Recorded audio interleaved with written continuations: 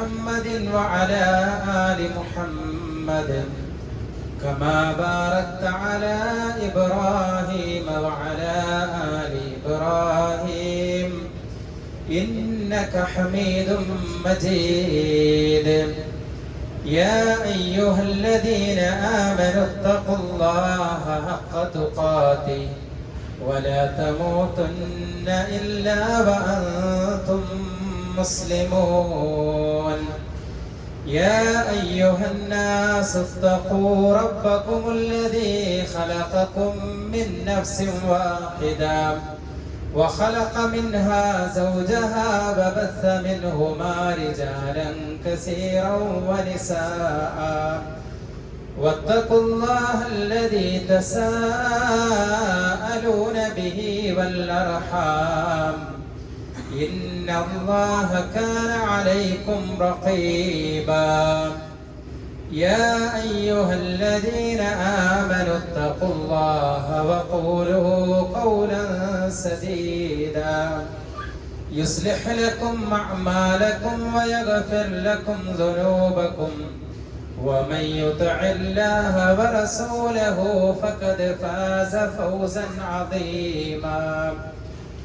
أما بعد فإن خير الحديث كتاب الله وخير الهدي هدي محمد صلى الله عليه وسلم وشر الأمور محدثاتها وكل محدثة بدعة وكل بدعة ضلالة وكل ضلالة في النار. أعوذ بالله السميع العليم من الشيطان الرجيم. بسم الله الرحمن الرحيم. قل ما يعبأ بكم ربي لولا دعاؤكم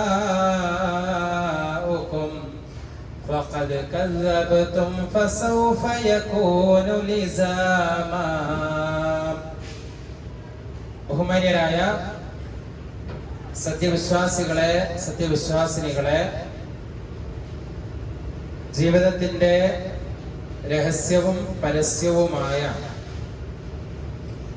സർവമേഖലകളിലും അല്ലാഹുവിനെ സൂക്ഷിച്ചുകൊണ്ട് ജീവിക്കണമെന്ന്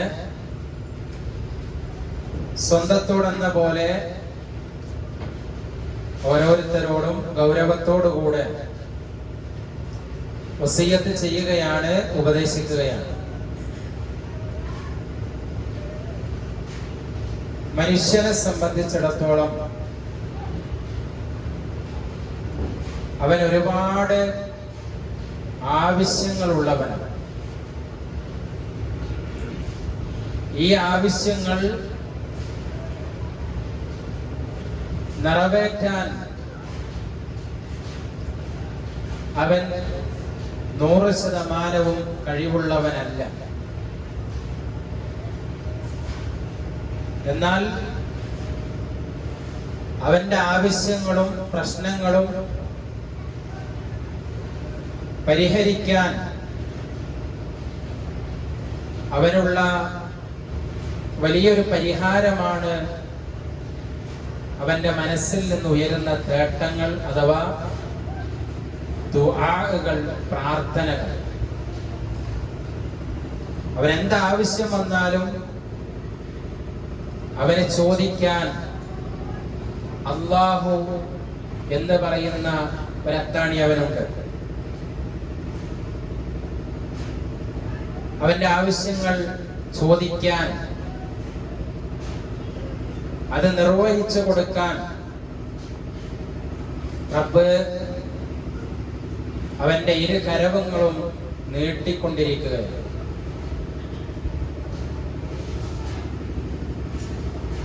പലതരത്തിലുള്ള രോഗങ്ങൾ അനുഭവിക്കുന്നവർ ആ രോഗത്തിന് ശിഫ നൽകുന്നവൻ അല്ലാഹുവാണ്.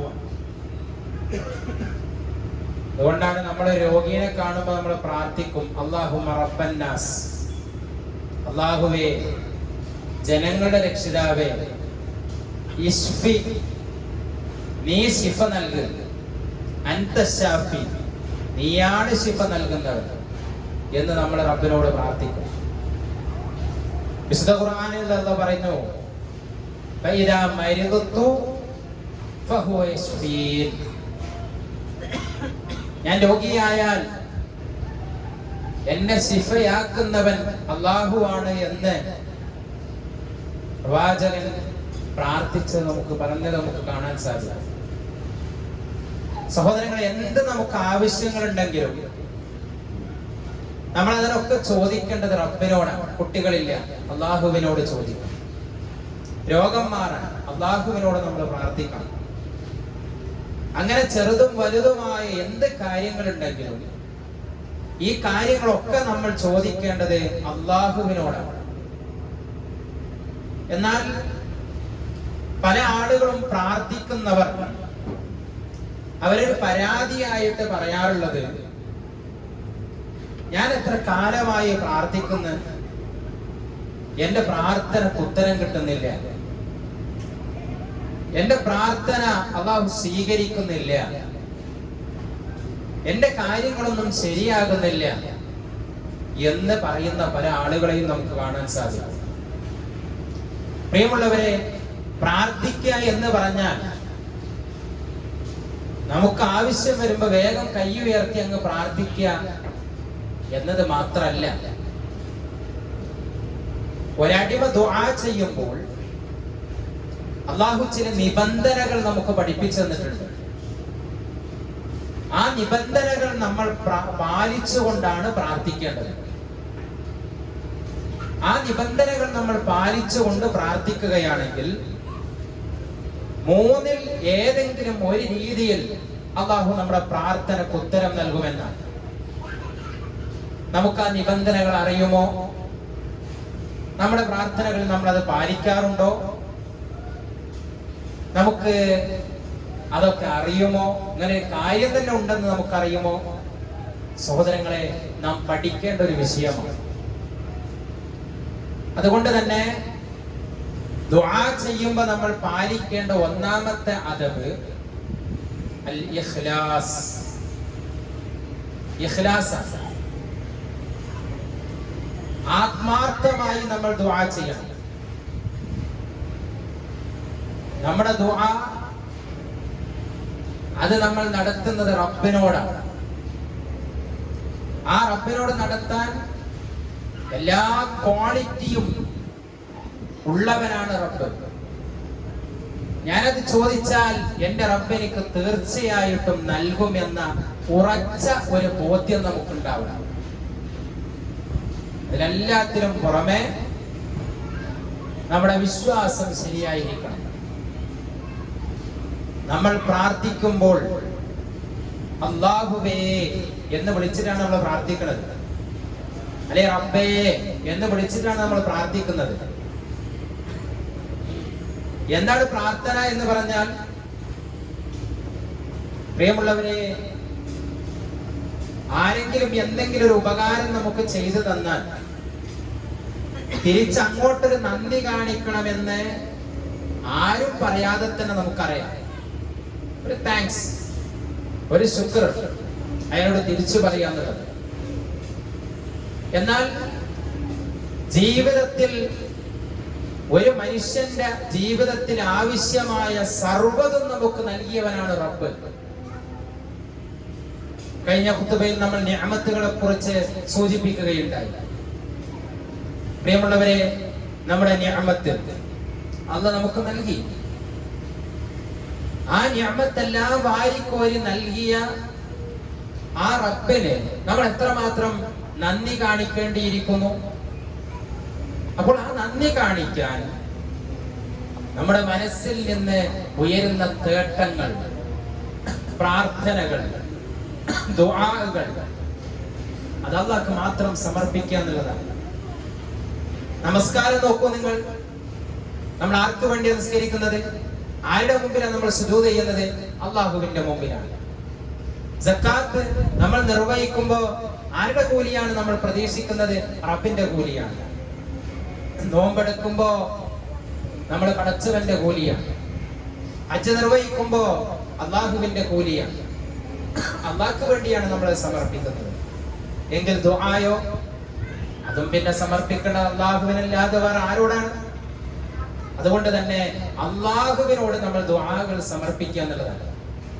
പലപ്പോഴും അടിമകൾ ദുർബലരാണ്. ആ ദുർബലനായ മനുഷ്യൻ അവന്റെ ദുആകൾ സമർപ്പിക്കുന്നത് പലപ്പോഴും അള്ളാഹുവിനോടല്ല.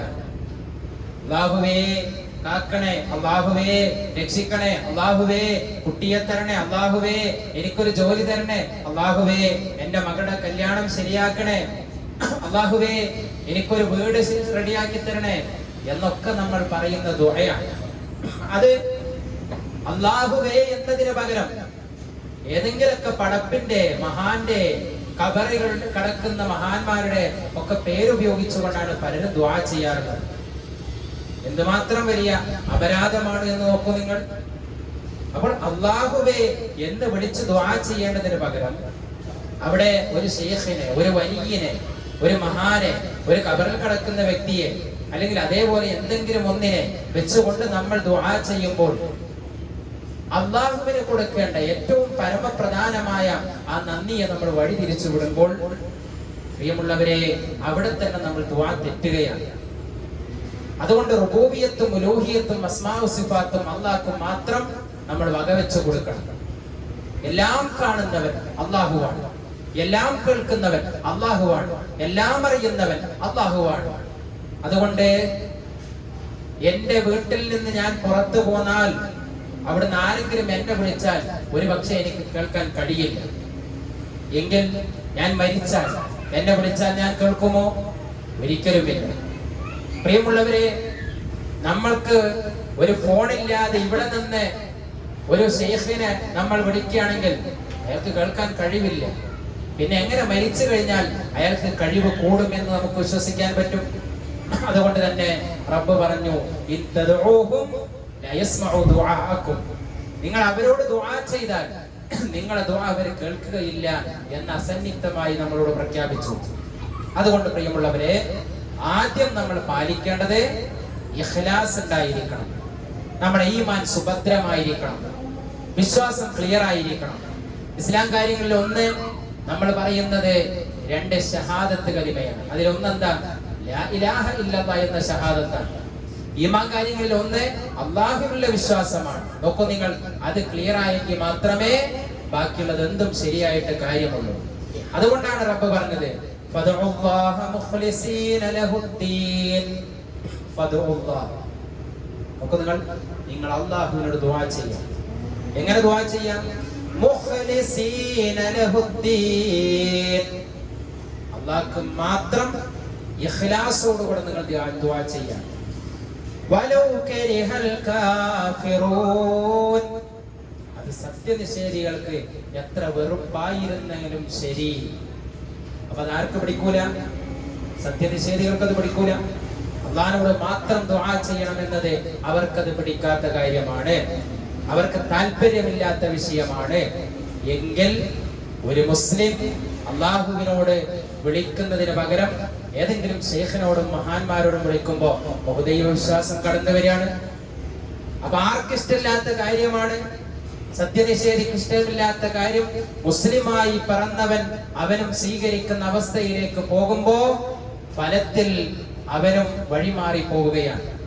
അതുകൊണ്ട് പ്രിയമുള്ളവരെ, നമ്മൾ വളരെയധികം ഗൗരവത്തിൽ കാണേണ്ട വിഷയമാണ് ദുആ ചെയ്യുമ്പോ ഇഖ്ലാസോടുകൂടെ ദുആ ചെയ്യുക എന്നത്. രണ്ടാമത്തെ നിബന്ധന, നാം ദുആ ചെയ്യുന്ന സമയത്ത് അല്ലാഹുവിനെ പുകഴ്ത്തേണ്ട അർഹമായ രൂപത്തിൽ പുകഴ്ത്തണം. പിന്നെയോ റസൂൽ സല്ലല്ലാഹു അലൈഹി വസല്ലമയുടെ പേരിൽ സ്വലാത്ത് നിർവഹിക്കണം. അതിനുശേഷം നാം ഉദ്ദേശിക്കുന്ന കാര്യം ദുആ ചെയ്യണം. നോക്കൂ നിങ്ങൾ, ഒരു സംഭവം ഉണ്ടായി. പ്രവാചകൻ സല്ലല്ലാഹു അലൈഹി വസല്ലമ നമുക്ക് ഒരു ഹദീസിലൂടെ പഠിപ്പിച്ചിരുന്ന ഒരു വിഷയമാണ്. എന്താണ്? ഒരു സഹാബി, അദ്ദേഹം പ്രവാചകന്റെ പള്ളിയിലേക്ക് കയറി വരികയാണ്. അങ്ങനെ റസൂലുള്ളാഹി സ്വല്ലല്ലാഹു അലൈഹി വസല്ലമയും സഹാബികളൊക്കെ അവിടെ ഇരിക്കുകയാണ്. അപ്പൊ അദ്ദേഹം കയറി വരുന്നത്, എന്നിട്ട് എന്താ ഉണ്ടായത്? അദ്ദേഹം കയറി വന്നു, നമസ്കരിച്ചു. ഉടനെ തന്നെ അല്ലാഹുമ്മ ഗഫർലി വർഹംനി എന്ന് ദുആ ചെയ്യും. എന്താ അദ്ദേഹം ദുആ ചെയ്യുന്നത്? അല്ലാഹുവിനോട് തന്നെയാണ്. അല്ലാഹുമ്മ ഗഫർലി, അല്ലാഹുവേ എനിക്ക് പുറത്തു കൊണ്ടാ, അല്ലാഹുവേ എനിക്ക് കാരുണ്യം കൊണ്ടാ എന്ന് ദുആ ചെയ്യാൻ. ഈ ദുആ നിർവഹിക്കുന്ന സമയം ഫഖാല റസൂലുള്ളാഹി സ്വല്ലല്ലാഹു അലൈഹി വസല്ലം, റസൂലുള്ളാഹി സ്വല്ലല്ലാഹു അലൈഹി വസല്ലം പറഞ്ഞു, അജിൽത അയ്യുഹൽ മുസല്ലി, ഏ നമസ്കരിച്ചവനെ നീ ധൃതി കാണിച്ചിരിക്കുന്നു. ഇദാ സല്ലൈത, നീ നമസ്കരിച്ചു കഴിഞ്ഞാൽ, ഫഖഅത, നീ ഇരിക്കുകയും ചെയ്താൽ, ഫഹ്മദില്ലാഹ ബിമാ ഹുവ അഹ്ലുഹു, അല്ലാഹുവിനെ നീ പുകഴ്ത്തേണ്ട രീതിയിൽ തന്നെ നീ പുകഴ്ത്തണം. വസല്ലി അലയ്യ, പിന്നീട് എൻ്റെ മേൽ നീ സ്വലാത്ത് നിർവഹിക്കണം. സുമ്മദ്ഉഹു, പിന്നീട് നീ പ്രാർത്ഥിക്കേണ്ട വിഷയം പ്രാർത്ഥിക്കണം. നമ്മളെങ്ങനെ പ്രാർത്ഥിക്കല്? ഇരിക്കും, കൈ ഉയർത്തും, വേണ്ട കാര്യങ്ങൾ ചോദിക്കും. ആദ്യം എന്താ പറഞ്ഞത്? അള്ളാഹുവിനെ പുകഴ്ത്തേണ്ട പോലെ പുകഴ്ത്തണം. അള്ളാഹുവേ, റാസിഖായ അള്ളാഹുവേ, നീയാകുന്ന എനിക്ക് റിസ്ക് നൽകിയത്. അലീമായ അള്ളാഹുവേ, നീയാകുന്ന എനിക്ക് ഇൽമ നൽകിയത്. ഗഫൂറായ അള്ളാഹുവേ, നീയാണ് എനിക്ക് മഗ്ഫിറത്ത് നൽകുന്നത്. അള്ളാഹുവേ, റഹ്മത്തിന്റെ വിശാലമായ റഹ്മത്തിനുടയവനെ, നീയാകുന്നു എനിക്ക് എല്ലാ റഹ്മത്തും നൽകിയവനെ. അതുകൊണ്ട് റബ്ബേ, നിന്റെ റഹ്മത്തും നിന്റെ നിഅമത്തും നിന്റെ ബർക്കത്തും ഇല്ലാതെ എനിക്ക് എൻ്റെ ഒരു കാല് മുന്നോട്ട് വെക്കാൻ കഴിയില്ല, എന്റെ കണ്ണൊന്ന് ചിമ്മി തുറക്കാൻ കഴിയില്ല റബ്ബേ. അതുകൊണ്ട് റബ്ബേ, നീയാകുന്നു ഇതെല്ലാം എനിക്ക് നൽകിയത്. അൽഹംദുലില്ലാഹ്, അല്ലാഹുവേ നിനക്കാകുന്നു സ്തുതി.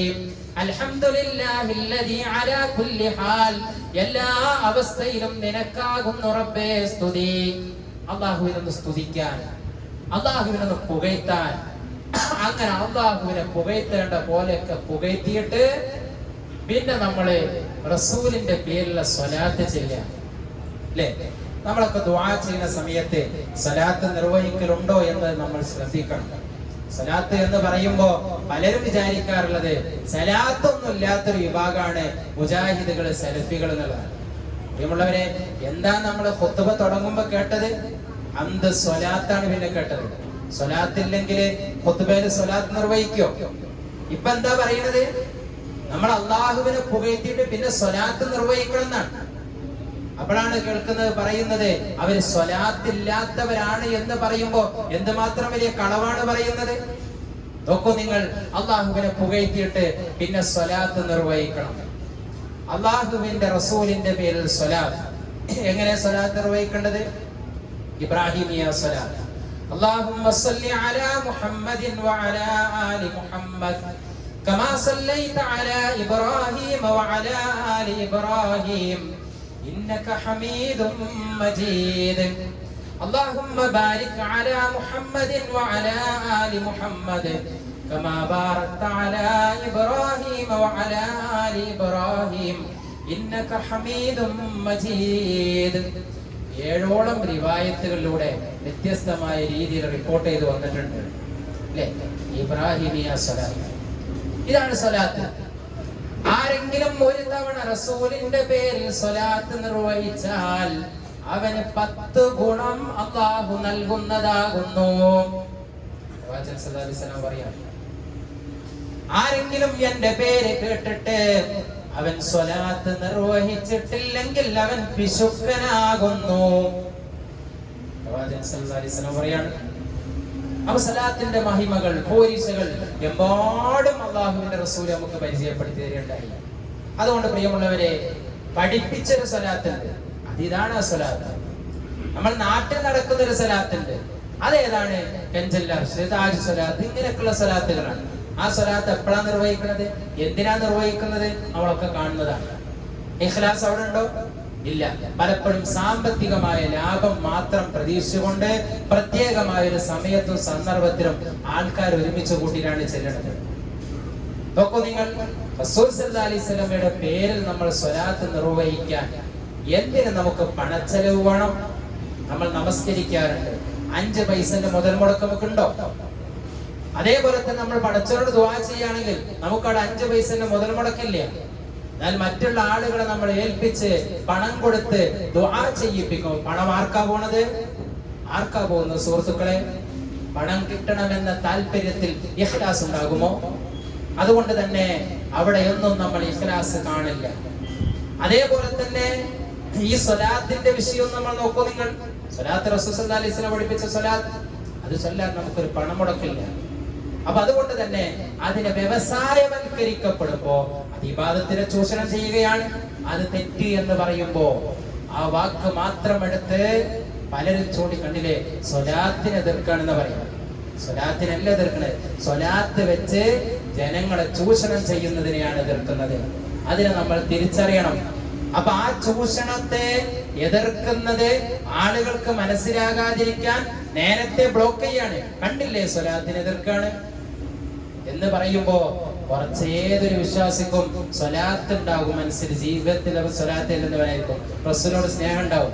അപ്പൊ ആ സ്നേഹത്തിന്റെ ആത്മാർത്ഥതയെ അവനെ ചൂഷണം ചെയ്ത് അല്ലെങ്കിൽ അത് വെച്ചുകൊണ്ട് ഇങ്ങനെ പറയുമ്പോ കണ്ടില്ല, അപ്പൊ ഒരിക്കലും അവര് ശരിയല്ല കേട്ടോ എന്ന് മനസ്സിൽ തെറ്റിദ്ധാരണ ഉണ്ടാക്കുക മാത്രമാണ് ചെയ്യുന്നത്. അതുകൊണ്ട് സുഹൃത്തുക്കളെ, സ്വലാത്തുണ്ട്, അത് ചൊല്ലണം. ഒക്കെ നിങ്ങൾ പ്രാർത്ഥനയുടെ രണ്ടാമത്തെ നിബന്ധന എന്താ? അള്ളാഹുവിനെ പുകഴ്ത്തേണ്ട പോലെ പുകഴ്ത്തി, എന്നിട്ട് നമ്മൾ സ്വലാത്ത് നിർവഹിച്ച്, എന്നിട്ട് നമ്മൾ ചോദിക്കേണ്ട കാര്യം ചോദിക്കുക. അതാണ് രണ്ടാമത്തെ നിബന്ധന. എന്താ റസൂൽ സല്ലല്ലാഹു അലൈഹി വസല്ലം പറഞ്ഞത്? കുല്ലു ദുആഇൻ മഹ്ജൂബൻ ഹത്താ യുസല്ലി അലൻ നബി സല്ലല്ലാഹു അലൈഹി വസല്ലം. പ്രവാചകൻ സല്ലല്ലാഹു അലൈഹി വസല്ലമയുടെ പേരിൽ സ്വലാത്ത് നിർവഹിക്കാത്ത എല്ലാ പ്രാർത്ഥനകളും തടയപ്പെടുന്നതാകുന്നു. നമ്മളൊക്കെ ദുആ ചെയ്യുമ്പോ ആദ്യം സ്വലാത്ത് നിർവഹിച്ചിട്ടാണോ ദുആ നിർവഹിക്കല്? നമ്മൾ പരിശോധിക്കും, പഠിക്കണം സുഹൃത്തുക്കളെ. നമ്മൾ ജനിച്ചു മുസ്ലിമാണ്, എന്തൊക്കെയോ ഇസ്ലാമാണെന്ന് പറഞ്ഞ് പഠിച്ചു. പക്ഷേ പലതും ശരിയായിരിക്കാം, പലതും തെറ്റായിരിക്കാം. ഒരു ആത്മാർത്ഥമായ, ഒരു ഗൗരവകരമായ, അതും നമുക്ക് ദീൻ പഠിപ്പിച്ചിരുന്നത് ഖുർആനും സുന്നത്തുമാണ്. റസൂൽ സല്ലല്ലാഹു അലൈഹി വസല്ലമ 40 മുതൽ 63 വരെയുള്ള 23 കൊല്ലത്തെ പടാപ്പാട് പെട്ടിട്ടാണ് നമുക്കിത് പഠിപ്പിച്ചത്. ആ ഖുർആനും സുന്നത്തും നമ്മുടെ മുമ്പിലുണ്ട്. നമുക്ക് എത്ര കാര്യം അതിൽ നിന്ന് അറിയാം ആധികാരികമായിട്ട് എന്ന് നമ്മൾ പഠിക്കേണ്ടതുണ്ട്. അതുകൊണ്ട് വിഷയങ്ങൾ നമ്മൾ പഠിച്ചിട്ട് ആ രൂപത്തിൽ നമ്മൾ ചെയ്യുമ്പോൾ പ്രിയമുള്ളവരെ, നമ്മുടെ ജീവിതം മാറും, നമ്മൾ അറിയാതെ മാറും. തെറ്റുകൾ നമ്മുടെ ജീവിതത്തിൽ നിന്ന് മാറി നിൽക്കും. നമ്മുടെ ജീവിതത്തിൽ നന്മകൾ പൂത്തലിയുന്ന ഒരു ജീവിതമായിട്ട് മാറും. കാര്യങ്ങൾ നമുക്ക് നമ്മുടെ മനസ്സിലാകുന്ന ഭാഷയിൽ കേൾക്കുമ്പോൾ മാത്രമാണ് നമുക്കത് തിരിയുള്ളൂ. അതുകൊണ്ട് പ്രിയമുള്ളവരെ, അള്ളാഹുവിന്റെ തൗഫീഖ് കൊണ്ട് നമുക്ക് തിരിയുന്ന ഭാഷയിൽ ഇതേപോലെ ആഴ്ചയിൽ ഒരു അരമണിക്കൂർ നമുക്ക് ജുമഅയിലൂടെ ഇങ്ങനെ കേൾക്കണം, അല്ലെ? ജുമഅയിലൂടെ ഇങ്ങനെ കേൾക്കണം. അതുകൊണ്ട് പ്രിയമുള്ള സുഹൃത്തുക്കളെ, ജുമാക്കും ചില മര്യാദകളുണ്ട്. ഒന്നാമത് എന്താ വെച്ചാൽ ബാങ്ക് കൊടുക്കുന്നതിന് മുമ്പ് എത്തുക എന്നുള്ളതാണ്. അതുകൊണ്ട് പല യാത്രയിലും തിരക്കിലൊക്കെ പെട്ട ആരെങ്കിലൊക്കെ നേരം വൈകി പോകും. പക്ഷെ നിങ്ങൾ ശ്രദ്ധിക്കേണ്ടത്, നിങ്ങൾ അറിഞ്ഞുകൊണ്ടിരിക്കുകയാണ്, ഓരോ കാര്യം പഠിച്ച് മനസ്സിലായിക്കൊണ്ടിരിക്കുകയാണ്. അതുകൊണ്ട് ബാങ്ക് കൊടുക്കുന്നതിന് മുമ്പ് നമ്മൾ എത്തിയിട്ടില്ലെങ്കിൽ മലക്കുകള് ആ പേര് എഴുതി വെക്കുന്ന കിതാബ് അങ്ങ് കൂട്ടി വെക്കും. പിന്നെ വരുന്നവരുടെ പേരൊന്നും ജുമഅയുടെ ലിസ്റ്റിലുണ്ടാവില്ല. അവരെ ഖുത്ബ കേൾക്കാനിരിക്കും.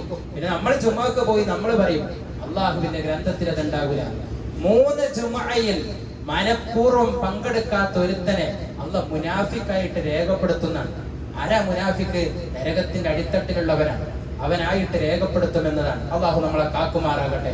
പ്രിയമുള്ളവരെ, അതുകൊണ്ട് അദബുകൾ നമ്മൾ കൃത്യമായി പാലിക്കുക, മനസ്സിലാക്കുക. മൂന്നാമത്തെ അദബ് റസൂൽ സല്ലല്ലാഹു അലൈഹി വസല്ലം നമുക്ക് പഠിപ്പിച്ചിരുന്നത് നിരന്തരം പ്രാർത്ഥിക്കുക എന്നുള്ളതാണ്. നിരന്തരമായി പ്രാർത്ഥിക്കണം, ധൃതി കൂട്ടാതിരിക്കുക. അതൊക്കെ നമ്മൾ ശ്രദ്ധിക്കേണ്ട കാര്യങ്ങളാണ്. കിട്ടുമെന്നുള്ള ഉറപ്പോടുകൂടെ നമ്മൾ ദുആ ചെയ്യണം. ഞാനൊരു കാര്യം ദുആ ചെയ്യുമ്പോൾ ഇതെനിക്ക് എന്റെ റബ്ബ് തരും, തരുവാണെങ്കിൽ തരട്ടെ, കിട്ടാനായിക്കോട്ടെ എന്ന രൂപത്തിലല്ല.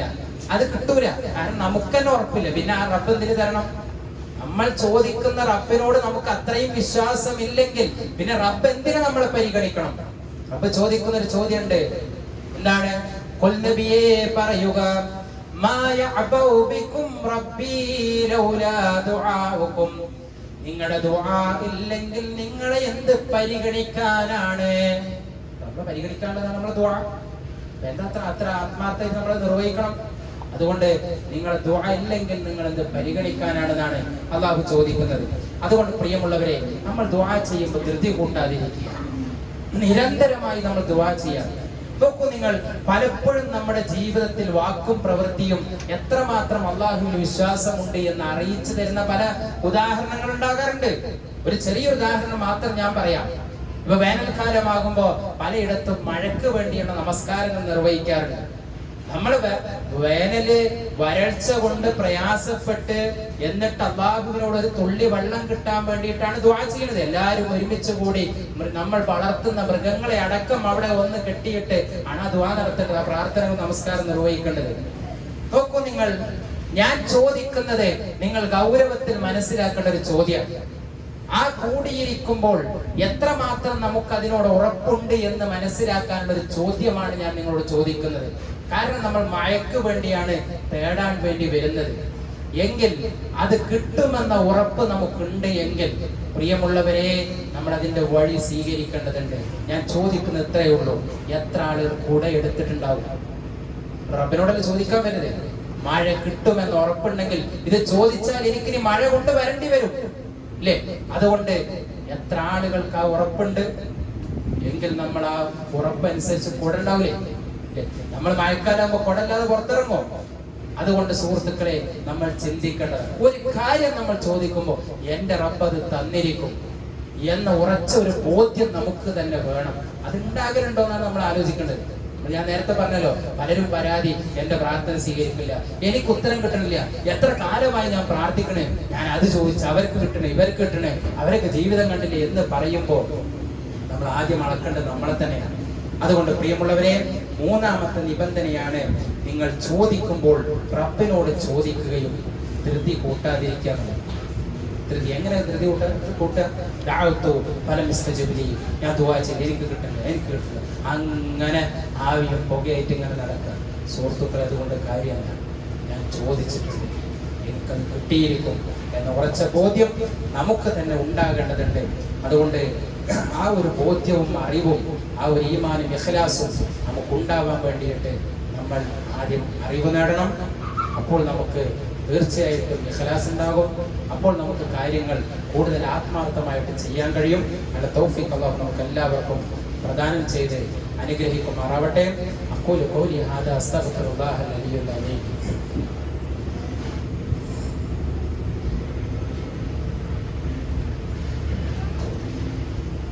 അൽഹംദുലില്ലാഹ് വസ്സലാത്തു വസ്സലാമു അലാ റസൂലിൽ അമീൻ വഅലാ ആലിഹി വസഹ്ബിഹി അജ്മഈൻ. പ്രിയമുള്ള സുഹൃത്തുക്കളെ, അല്ലാഹുവിനെ സൂക്ഷിച്ചുകൊണ്ട് ജീവിക്കണമെന്ന് ഒരിക്കൽ കൂടെ വസിയ്യത്ത് ചെയ്യുകയാണ്, ഉപദേശിക്കുകയാണ്. ദുആയുടെ, പ്രാർത്ഥനയുടെ അദബുകൾ ധാരാളമുണ്ട്. 24ഓളം അദബുകളുണ്ട്. അതേപോലെ തന്നെ പ്രാർത്ഥനയ്ക്ക് ഉത്തരം കിട്ടുന്ന ചില സമയങ്ങളുണ്ട്. നമ്മുടെ പ്രാർത്ഥനയിൽ സംഭവിച്ചു കൂടാൻ പാടില്ലാത്ത ചില തെറ്റുകളുണ്ട്. അങ്ങനെ പ്രാർത്ഥനയുമായി ബന്ധപ്പെട്ട വിഷയം വിശാലം. ആഴ്ചകളോളം ഖുത്ബയിലൂടെ നാം കേൾക്കുകയും പഠിക്കുകയും ചെയ്യേണ്ട ഒരു വിഷയമാണ്. അതിലേതാനും ചില കാര്യങ്ങൾ മാത്രം ഒരു ഖുത്ബയിലൂടെ നമുക്ക് ഓർമ്മപ്പെടുത്താൻ കഴിയും. എങ്കിലും കേൾക്കുന്ന അത്രയും നമ്മൾ പഠിച്ചത് പ്രാവർത്തികമാക്കാൻ വേണ്ടി ശ്രദ്ധിക്കും. നാലാമത്തെ നിബന്ധന, ഐശ്വര്യത്തിന്റെ സന്ദർഭത്തിനും ബുദ്ധിമുട്ടുണ്ടാകുന്ന സമയത്തും ദുആ ചെയ്യാന്നുള്ളതാണ്. പ്രയാസങ്ങൾ ഉണ്ടാകുമ്പോൾ ദുആ ചെയ്യും. ലേബർ റൂമില് ഭാര്യ കിടക്കുകയാണ്, എല്ലാവരും പുറത്തിങ്ങനെ നിൽക്കുകയാണ്, അങ്ങോട്ടും ഇങ്ങോട്ടും ഇങ്ങനെ നടക്കുന്നുണ്ട്. പലരും, ഉമ്മ നടക്കുന്നുണ്ടാവും, ഉപ്പ നടക്കുന്നുണ്ടാവും, അല്ലെങ്കിൽ ഭർത്താവ് നടക്കുന്നുണ്ടാവും, അല്ലെ? എല്ലാരും എന്തായി എന്തായി. അപ്പൊ ആരെങ്കിലും ഒക്കെ വിളിച്ചു ചോദിച്ചാല് ആദ്യം പറയാളെ ദുആ ചെയ്യട്ടോ, ദുആ ചെയ്യട്ടോ, അല്ല പൈസ ദുആ ചെയ്യ, അതല്ലേ വേണ്ടത് എന്നാണ് നമ്മൾ പറയുക. പ്രിയമുള്ളവരെ, ഒരു പ്രതിസന്ധി വരുമ്പോ നമുക്കൊക്കെ ദുആ മനസ്സിൽ വരുന്നത്. നമ്മളെ വിളിക്കണോരോടും അല്ലെങ്കിൽ വാട്സപ്പ് ഗ്രൂപ്പിൽ അതിലൊക്കെ നമ്മൾ പറയും ദുആ ചെയ്യട്ടോ, ദുആ ചെയ്യട്ടോ എന്ന് നമ്മൾ പറയും. അസുഖമായി നമ്മൾ കിടക്കുകയാണ്, അല്ലെങ്കിൽ കുടുംബത്തിൽ ആരെയും കിടക്കുകയാണ്, നമ്മൾ ആരെങ്കിലുമൊക്കെ വന്ന് പോകുമ്പോ പറയും എന്തെങ്കിലുമൊക്കെ ആവശ്യം, ഞങ്ങൾ കാര്യം ദുആ ചെയ്താൽ മതിട്ടോ എന്ന് പറയും. പ്രിയമുള്ളവരെ, ഒരു പ്രതിസന്ധി ഉണ്ടാകുമ്പോൾ നമ്മൾ ദുആ ചെയ്യുന്നുണ്ട്. ഇത് മാറി നല്ലൊരു അവസ്ഥയിൽ ഉണ്ടാകുമ്പോൾ നമ്മൾ ദുആ ചെയ്യലുണ്ടോ? ജോലിയൊന്നുമില്ല, ആകെ പ്രയാസപ്പെട്ട് ഞാൻ നടക്കുക. അപ്പൊ 5 വക്ത് നമ്മൾ പള്ളിയിൽ പോകും, നിസ്കരിക്കും, സുന്നത്ത് നിസ്കരിക്കും, എന്നിട്ടുള്ള സമയത്ത് ഖുർആൻ ഓതും, ദിക്ർ ചൊല്ലും, പടച്ചവനോട് ദുആ ചെയ്യും. ഇതൊക്കെ പടച്ചോനെ നമ്മളെ ഇഖ്ലാസ് ഈമാനൊക്കെ കണ്ടിട്ട് ഒരു ജോലിയൊക്കെ അവിടെ തന്നാല് പിന്നെ നോക്കി നിങ്ങള് അവനെ പള്ളി കാണില്ല. അവരുടെ ജോലിയുടെ തിരക്കൊണ്ട് അവർക്ക് പള്ളിക്ക് വരാൻ നേരല്ല അല്ലെ? പടച്ചോനവൻ മറന്ന് പലപ്പോഴും നിസ്കാരം പോലും നഷ്ടപ്പെടുകയാണ്. ഒരു നിസ്കാരം 10 വയസ്സായി കഴിഞ്ഞാൽ നിസ്കാരം നിർബന്ധമായ ഒരുത്തന് ഒരു വക്ത് നിസ്കാരം ഒഴിവാക്കാൻ അനുവാദമല്ല. യുദ്ധത്തിന്റെ സന്ദർഭത്തിൽ പോലും നിർവഹിക്കാതിരിക്കാൻ പറ്റില്ലെന്ന് കണിശമായി നിർദ്ദേശിച്ച നമസ്കാരം ജീവിതത്തിൽ നഷ്ടപ്പെട്ടു പോയാൽ അതിന്റെ ഗൗരവത്രണ്ട്. എന്നിട്ടാണ് പലപ്പോഴും നമസ്കാരം പോലും നഷ്ടപ്പെടുന്നത്. പ്രിയമുള്ളവരെ, ഞാൻ പറയുന്നത് സന്തോഷം ഉണ്ടാകുമ്പോൾ പടച്ചവനെ കുറിച്ചുള്ള ഓർമ്മ വേണം. കഷ്ടപ്പാടും പ്രയാസം ഉണ്ടാകും മാത്രമല്ല, അത് ദുആന്റെ ഒരു അദബിൽപ്പെട്ടതാണ്. 4ാമത്തെ അദബിൽപ്പെട്ടതാണ്. റസൂൽ സല്ലല്ലാഹു അലൈഹി വസല്ലം നമുക്ക് പഠിപ്പിച്ചിരുന്നതാണ്. മൻ സറഹു അൻ യസ്തജീബ അല്ലാഹു ലഹു ഇൻദ ശദാഇദി വൽ കർബി ഫൽയുക്സിർ ദുആ ഫിർ റഖാ. നിങ്ങൾ പ്രയാസം കഷ്ടപ്പാടൊക്കെ അനുഭവിക്കുന്ന സമയത്ത് നിങ്ങൾ ചോദിക്കണേ, നിങ്ങൾക്ക് കിട്ടണം നിങ്ങൾ ആഗ്രഹിക്കുന്നുണ്ടെങ്കിൽ നിങ്ങൾക്ക് നല്ല സന്തോഷവും അതേപോലെ തന്നെ അനുഗ്രഹം കിട്ടിയിട്ട് ഒരു കുഴപ്പമില്ലാതെ അങ്ങോട്ടും ഇങ്ങോട്ടും നടക്കുന്ന സമയത്ത് അപ്പം കൂടെ പടച്ചോനെ ഓർക്കാനാ പറഞ്ഞത്. ധാരാളം ഓർക്കാനാ പറഞ്ഞത്. ഫൽയുക്സിർ എന്നാ പറഞ്ഞത് അല്ലേ? അപ്പൊ പടച്ചോനെ മറന്നുകയ്യ, അപ്പൊ ധാരാളം ഓർക്കാനാ പറയുന്നത് അല്ലേ? മറ്റേതെന്താ സുഹൃത്തുക്കളെ, നമ്മളൊരു കാര്യം നേടാൻ വേണ്ടി മാത്രല്ല അല്ലേ? പലപ്പോഴും കടം കൊണ്ട് പ്രയാസപ്പെടുമ്പോ നമ്മൾ ആരുടെങ്കിലും ഒക്കെ പോയിട്ട് കടം വേണ്ടി ചോദിക്കും അല്ലേ? എന്നിട്ട് കടക കിട്ടിക്കഴിഞ്ഞാൽ പിന്നെ ആ ബൈക്ക് പോകാത്ത ആൾക്കാരും അവനവന്റെ കാര്യം നേടാൻ വേണ്ടി മാത്രം. അതേപോലെ തന്നെയല്ലേ ഇതും ആകുന്നത്. അവനവന്റെ ഒരു കാര്യം നേടാനാകുമ്പോ അപ്പൊ മാത്രം പടച്ചോനിലേക്ക് നിസ്കാരം നോമ്പോ പിന്നെ പറയണ്ട. അത് കഴിഞ്ഞാലോ പിന്നെ പടച്ചോനും വേണ്ടില്ല, റസൂലും വേണ്ട, അള്ളിയും വേണ്ട, ആരും വേണ്ട, പിന്നെ ഞാൻ തന്നെ വലിയ. അതൊക്കെ ഒന്ന് കൂപ്പ് കൊത്തി കഴിഞ്ഞാലോ പിന്നെ എല്ലാവരും. അതൊരിക്കലും ഉണ്ടാകാൻ പാടില്ല. അതുകൊണ്ട് സന്തോഷത്തിന്റെ സന്ദർഭത്തിലും അതേപോലെ തന്നെ ദുഃഖത്തിന്റെ സന്ദർഭത്തിലും നമ്മൾ ദുആ ചെയ്യണം. അതേപോലെ തന്നെ 5ാമത്തെ അദബ്, നമ്മൾ കുടുംബത്തിനെതിരെ നമ്മൾ ദുആ ചെയ്യാൻ പാടില്ല. മക്കളൊക്കെ ഭയങ്കര കുരുത്തക്കേട് കളിക്കുന്ന കുട്ടികളൊക്കെ ഉണ്ടാവും. ഞാൻ ചുരുക്കിയോട് പറയാം, ഭയങ്കരമായിട്ട് അനുസരണക്കേട് കാണിക്കും. ഒരിക്കൽ പോലും മക്കൾക്കെതിരെ ദുആ ചെയ്യാൻ പാടില്ല. നാശം കെട്ടവൻ, നീ ഒന്ന് നന്നാകൂല, ഈ രൂപത്തിലെ ശാപവാക്കുകൾ ഒരിക്കലും നമ്മൾ നടത്താൻ പാടില്ല. നമ്മുടെ സമ്പത്തിനെതിരെ, അല്ലെങ്കിൽ അതേപോലെ നമ്മുടെ ഭാര്യക്കെതിരെ. ഭാര്യ അവൾ നമ്മൾ ഇഷ്ടപ്പെടാത്ത എന്തെങ്കിലുമൊക്കെ ചില പ്രവൃത്തിയും വാക്കുകളും കാണുന്ന സമയത്ത് അപ്പൊ നമ്മൾ അവൾക്കെതിരെ ശപിച്ചുകൊണ്ട് ദുആ ചെയ്യാൻ പാടില്ല. അതേപോലെ തന്നെ ഭാര്യ ഭർത്താവിനെതിരെ, മക്കൾക്കെതിരെ ഒരിക്കലും ശപിച്ചുകൊണ്ട് ദുആ ചെയ്യാൻ പാടില്ല. ഒരു യാത്രയിൽ റസൂൽ സല്ലല്ലാഹു അലൈഹി വസല്ലമയും സഹാബത്ത് ഇങ്ങനെ പോകുന്ന സമയത്ത് ഒരു മൃഗം, ഒട്ടകം കുരുത്തക്കേട് കാണിച്ചപ്പോ ആ ഒട്ടകപ്പുറത്തിരിക്കുന്ന വ്യക്തി ആ ഒട്ടകത്തെ ശപിക്കുകയുണ്ടായി. റസൂൽ സല്ലല്ലാഹു അലൈഹി വസല്ലം ഇത് കേട്ടു. എന്നിട്ട് ചോദിക്കുകയാണ്, മനില്ലാഹി, ആരാണ് ആ ശപിച്ചവൻ എന്ന് ചോദിച്ചു. എന്നിട്ട് റസൂൽ പറയുന്നത്, നീ നിന്റെ സാധന സാമഗ്രികളൊക്കെ എടുത്ത് എന്നിറങ്ങിക്കോ. നീ ശപിച്ച ആ വാഹനവുമായി ഇനി നമ്മുടെ കൂടെ കൂട്ടരുത് എന്ന് പറഞ്ഞ വാഹനത്തെ ഒഴിവാക്കാൻ വേണ്ടി പറയാം. ഒക്കോ നിങ്ങൾ. അതുകൊണ്ട് ഒരിക്കലും നമ്മൾ സ്വന്തത്തിനെതിരെ ദുആ ചെയ്യാൻ പാടില്ല. ചില ആളുകൾക്ക് രോഗങ്ങളെ കൊണ്ടൊക്കെ പ്രയാസപ്പെടുമ്പോൾ അല്ലെങ്കിൽ എന്ത് തുടങ്ങിയാലും ഒന്നും വിജയിക്കില്ല, അവസാനം മടുത്തിട്ട് ദുആ ചെയ്യുന്ന ആളുകളുടെ എതിരെ, അങ്ങനെ മക്കൾക്കെതിരെ, സുഹൃത്തുക്കളെ, ഒരിക്കലും നമ്മൾ അതിനെതിരെ ദുആ ചെയ്യാൻ പാടില്ല. അത് പ്രവാചകൻ പ്രത്യേകമായിട്ട് പറഞ്ഞതാണ്. ആ കാര്യം നമ്മൾ പ്രത്യേകം ശ്രദ്ധിക്കണം. ദേഷ്യം പിടിക്കുമ്പോൾ വേഗം തരിക, ഇങ്ങനത്തെ വാക്കുകളൊക്കെയാണ് പലർക്കും വരിക. നാശം പിടിച്ചവൻ, വരഞ്ഞവൻ, തുലഞ്ഞവൻ, നശിച്ചുപോട്ടെ, നീ ഒന്ന് ഗുണം പിടിക്കൂല, പല വാക്കുകളും പറയുന്ന ആളുകളുണ്ട്. ഒരിക്കലും നമ്മളത് പറഞ്ഞു പോകരുത്. നമ്മൾ എന്താ ചെയ്യേണ്ടത്? ഹൈറിന് വേണ്ടി പഠിച്ചവനോട് ചോദിക്കുകയാണ്. മോനെ പറഞ്ഞതനുസരിച്ച് അല്ല പോണെങ്കിൽ പഠിച്ചോനെ ഒന്ന് ഹിദായത്തിലാക്കണേ, അല്ലാഹുവേ ഹൈറ് കൊടുക്ക്, ബർക്കത്ത് കൊടുക്ക്, നന്നാക്ക് എന്ന് പറഞ്ഞുകൊണ്ട് പ്രാർത്ഥിക്കുന്നത്. നോക്കൂ നിങ്ങൾ, പ്രവാചകൻ സല്ലല്ലാഹു അലൈഹി വസല്ലമയെ അങ്ങേയറ്റം ഉപദ്രവിച്ച ശത്രുക്കളെ പറ്റിയിട്ട് ഒരിക്കൽ സഹാബികൾ ചോദിക്കുന്നുണ്ട്, പ്രവാചകരെ ഒന്ന് നിങ്ങൾക്ക് അവർക്കെതിരെ ദുആ ചെയ്താൽ ഈ കഷ്ടപ്പാടൊക്കെ ഉണ്ടാവോ? അപ്പൊ പ്രവാചകൻ തിരിച്ച് പറയുന്നത് എന്താണെന്നറിയാം, പ്രവാചകന്റെ ദുആ അല്ലാഹു സ്വീകരിക്കാനായിട്ടല്ല. പക്ഷേ ആ അബൂജഹലിനൊക്കെ ഉദ്ദേശിച്ചുകൊണ്ട് പറയാണ്, അവനിൽ പ്രതീക്ഷയില്ലെങ്കിലും അവന്റെ മുതുകിൽ നിന്ന് ജനിക്കുന്നവരിൽ എനിക്കൊരു പ്രതീക്ഷയുണ്ട് എന്നാണ് പ്രവാചകൻ പറഞ്ഞത്. ആ ഇക്രിമ മുസ്ലിമാണ്, അബൂജഹൽ നരകത്തിന്റെ അടിത്തട്ടിലാണ്. പ്രവാചകൻ എന്താ പറയുന്നത്? അവനിൽ പ്രതീക്ഷയില്ലെങ്കിലും അവനിൽ ജനിക്കുന്നവരിൽ മുതുകിൽ നിന്ന് എനിക്ക് ചില പ്രതീക്ഷകളുണ്ട്. അതാണ് സുഹൃത്തുക്കളെ, കാടടക്കി ആക്ഷേപിക്കലോ കാടടക്കി നമ്മളെ അങ്ങനെ രൂപത്തിൽ പറയുകയോ അല്ല ചെയ്യേണ്ടത്. അതൊക്കെ നമ്മൾ ദുആയിൽ സ്വീകരിക്കേണ്ടതാണ്.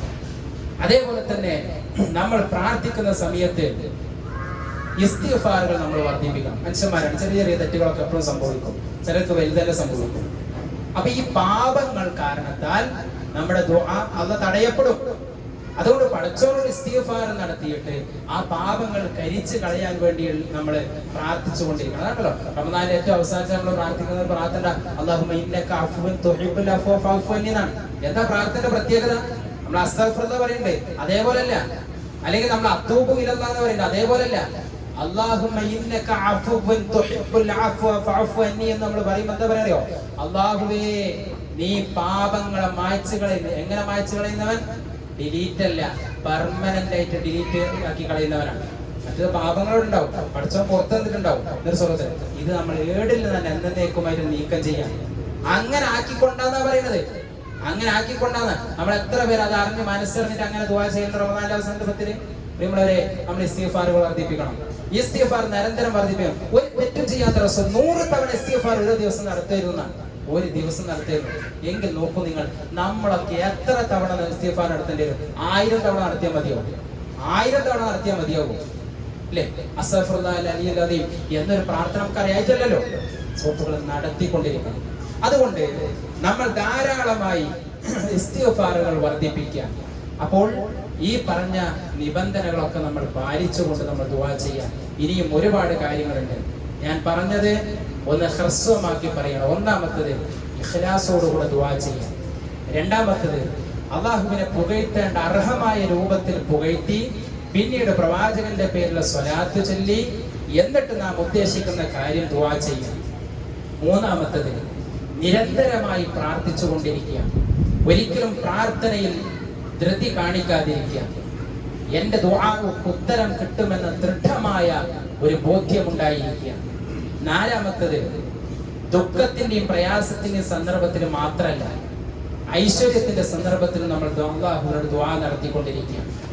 അഞ്ചാമത്തത് സ്വന്തത്തിനെതിരെ, കുടുംബത്തിനെതിരെ, മക്കൾക്കെതിരെ, സമ്പത്തിനെതിരെ നമ്മൾ ദുആ നടത്താതിരിക്കുക.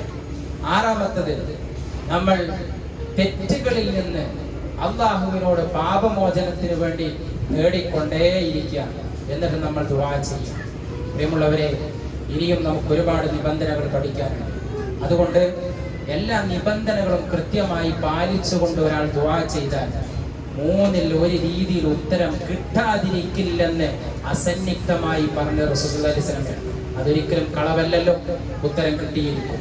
അതുകൊണ്ട് നമ്മളത് കൃത്യമായി പാലിക്കാം. അല്ലാഹു നമ്മുടെ ചെറുതും വലുതുമായ എല്ലാ തെറ്റുകുറ്റങ്ങളും പുറത്ത് മാപ്പാക്കി തരുമാറാവട്ടെ. ലാ ഇലാഹ ഇല്ലല്ലാഹ് എന്ന കലിമത്ത് തൗഹീദ് ഉച്ചരിച്ച് മുസ്ലിമായി, മുവഹ്ഹിദായി, മുത്തഖിയായി, മുഖ്ലിസായി ലോകത്തോട് യാത്ര പറയാനുള്ള മഹാ സൗഭാഗ്യം അല്ലാഹു നമുക്ക് എല്ലാവർക്കും പ്രദാനം ചെയ്ത് അനുഗ്രഹിക്കുമാറാവട്ടെ. രോഗങ്ങളെ കൊണ്ട് വിഷമിക്കുന്ന ധാരാളം ആളുകൾ നമ്മുടെ കൂട്ടത്തിലുണ്ട്. അല്ലാഹു അവർക്കൊക്കെ ശിഫയെ പ്രദാനം ചെയ്യുമാറാവട്ടെ. കടങ്ങളെ കൊണ്ട് വിഷമിക്കുന്നവരുണ്ട്. അല്ലാഹു ഹലാലായ സമ്പാദ്യം കൊണ്ട് അവരുടെ കടം വീട്ടാനുള്ള തൗഫീഖിനെ പ്രദാനം ചെയ്ത് അനുഗ്രഹിക്കുമാറാവട്ടെ. ഈമാനോടുകൂടെ മരിക്കാനുള്ള മഹാ തൗഫീഖ് അല്ലാഹു നമുക്ക് എല്ലാവർക്കും പ്രദാനം ചെയ്യുമാറാകട്ടെ. രാവിലെ മുസ്ലിമായവൻ വൈകുന്നേരം കാഫിറാകുമെന്ന് പഠിപ്പിച്ച റസൂൽ സല്ലല്ലാഹു അലൈഹി വസല്ലം ഹിദായത്തിൽ തെറ്റിപ്പോകുന്നതിനെ കുറിച്ച് കണിശമായ താക്കീത് നൽകി. അല്ലാഹുവേ, ഞങ്ങൾക്ക് ഹിദായത്ത് കിട്ടി, ഇനി ഇതിൽ നിന്ന് തെറ്റിച്ച് കളയല്ല. അല്ലാഹുവേ, ഏതേത് പ്രതിസന്ധിയും ഞങ്ങളെ ഹിദായത്തിൽ തെറ്റിക്കാൻ ഞങ്ങൾക്ക് കാരണമാക്കല്ല. അല്ലാഹുവേ, മരണം വരെ ഹിദായത്തിൽ അടിയുറച്ച് ജീവിക്കാൻ തൗഫീഖ് അല്ലാഹുവേ ഞങ്ങൾക്ക് എല്ലാവർക്കും നീ പ്രദാനം ചെയ്യണമേ. اللهم اجرنا من النار، اللهم اجرنا من النار، اللهم اجرنا من النار. اللهم اعز الاسلام والمسلمين واذل الشرك والمشركين. اللهم يا مقلب القلوب ثبت قلوبنا على دينك. اللهم يا مقلب القلوب ثبت قلوبنا على دينك. اللهم يا مقلب القلوب ثبت قلوبنا على دينك. ربنا آتنا في الدنيا حسنة وفي الآخرة حسنة وقنا عذاب النار. ربنا تقبل منا إنك أنت السميع العليم وتب علينا إنك أنت التواب الرحيم. آمين آمين برحمتك يا أرحم الراحمين.